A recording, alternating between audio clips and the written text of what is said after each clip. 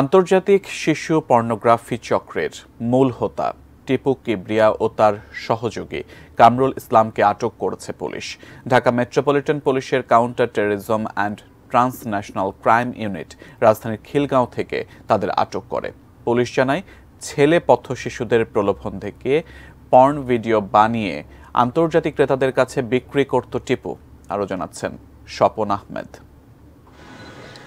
জাহাঙ্গীরনগর বিশ্ববিদ্যালয় থেকে স্নাতকোত্তর পাশ করা একসময়কার শিশু সাহিত্যিক টিআইএম ফখরুজ্জামান ওরফে টিপু কিবরিয়া এখন আন্তর্জাতিক শিশু পর্নোগ্রাফির মূল হোতা। দীর্ঘদিন ধরে চালিয়ে যাচ্ছে এ অপকর্ম। ছেলে শিশুদের দিয়ে করাতেন পর্নোগ্রাফির কাজ।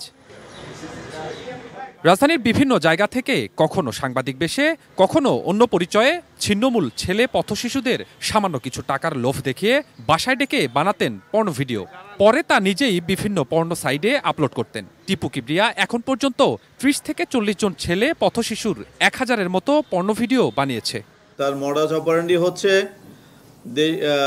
ঢাকা শহরের বা দেশের বিভিন্ন অঞ্চল থেকে ছিন্নমূল ছেলে পথ শিশুদের এই পর্নোগ্রাফির কাজে নিযুক্ত করে। আমরা ২৫-৩০ জনের আইডেন্টিটি পেয়েছি, ভিকটিম অনেক। পুলিশ জানায়, একই অপরাধে ২০১৪ সালে পুলিশের কাছে আটক হয় টিপু কিবরিয়া। ২০২১ সালে ছাড়া পেয়ে সাহিত্য চর্চার আড়ালে আবারও শুরু করে এ কাজ। দেশের বিভিন্ন জায়গায় রয়েছে তার সহযোগী, তাদের ধরতে কাজ করছে পুলিশ। আমাদের ধারণা সে একজন বিকৃত মনা এবং পারভার্টেড অপরাধী। এই ধরনের অপরাধ সে আগেও করেছে এবং যাতে পুনরায় সে এই কাজে নিয়োজিত করতে না পারে সে বিষয়ে আমরা আমাদের সব আইনগত প্রচেষ্টা অব্যাহত রাখব।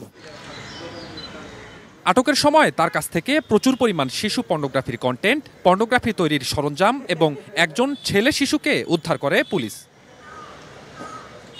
Swapan Ahmed, ATN news, Dhaka.